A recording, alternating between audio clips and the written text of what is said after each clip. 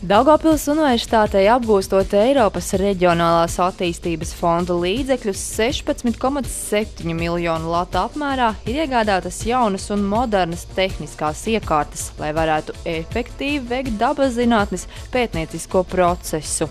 Šogad, pateicoties Eiropas Reģionālās attīstības fonda projekta realizācijai Daugavpils Universitātei par dabaszinātņu studiju procesu kvalitātes un arī zinātnes pētnieciskā darba kvalitātes uzlabošanu, ir iepirkts diezgan daudz un nozīmīgas aparatūra.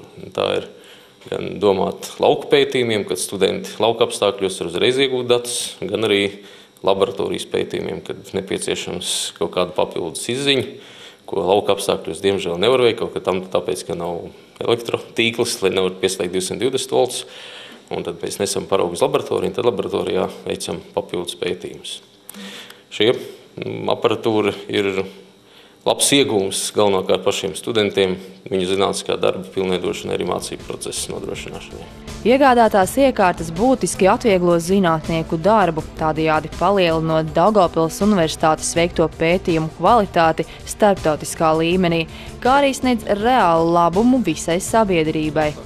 Savulaik, kad mēs plānojam iepirkumu, toreiz vēl nebija notikusi Fukushimas kodola traģēdija Japānā, bet mēs dzīvojam šeit Dienvidaustrumu Latvijā, un cilvēks daudz uztrauc jautājums, kāda ir ar radiācijas drošību, cik mums salīdzinoši netālu Ignalīnas atomstacija.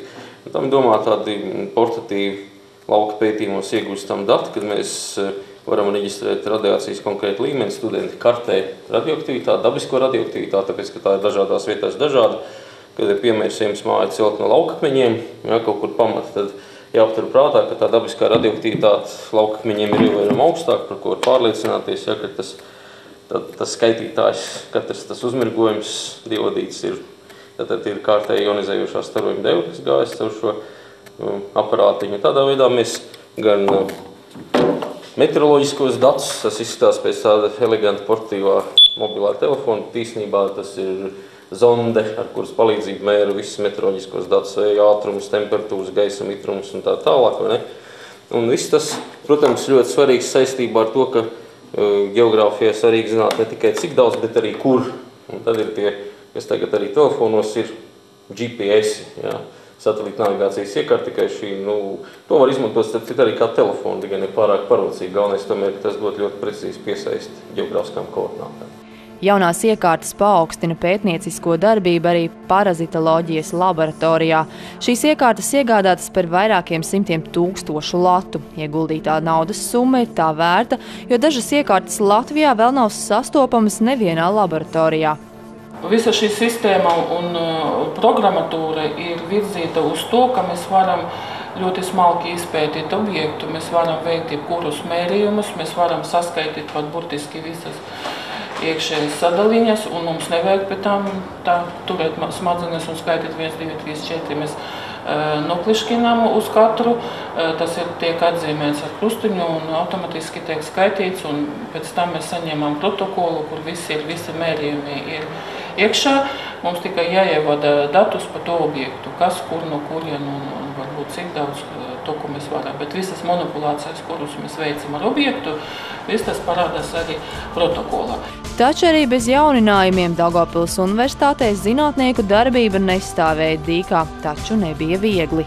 Smagi gāja, protams, bet es nevaru teikt, ka mēs neko nedarījām. Mēs darījām to, ko spējām darīt. Mums bija kaut kādi vienkārši mikroskopi, protams, grūtāk un vairāk laiku paņēma tādi izmeklējumi, bet to mēs veicam.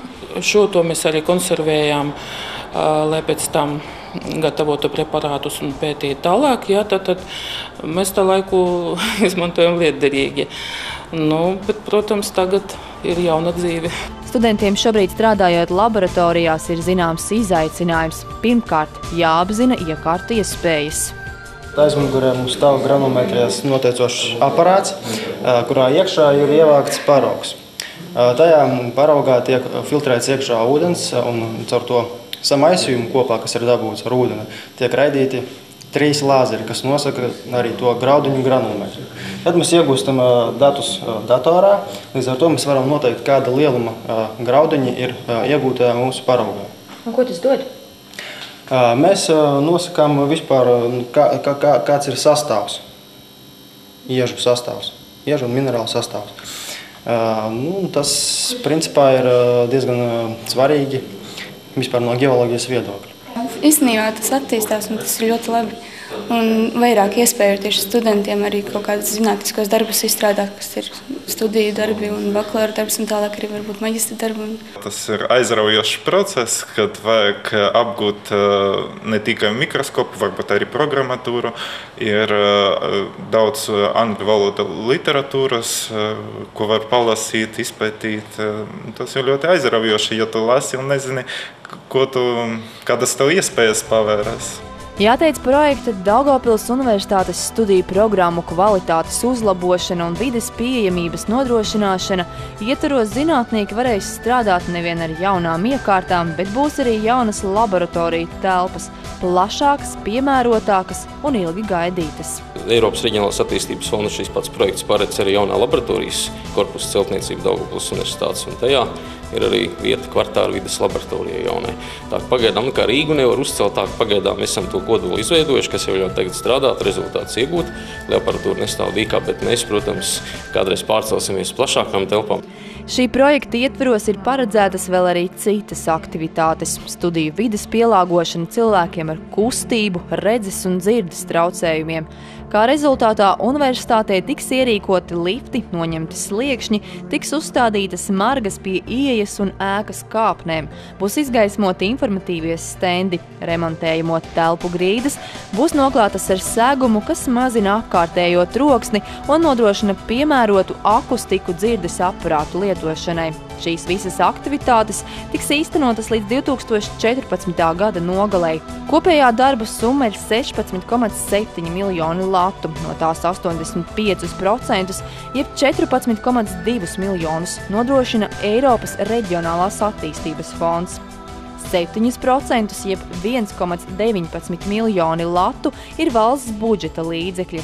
Savukārt 7,83%, jeb 1,31 miljons ir Daugavpils Universitātes finansējums.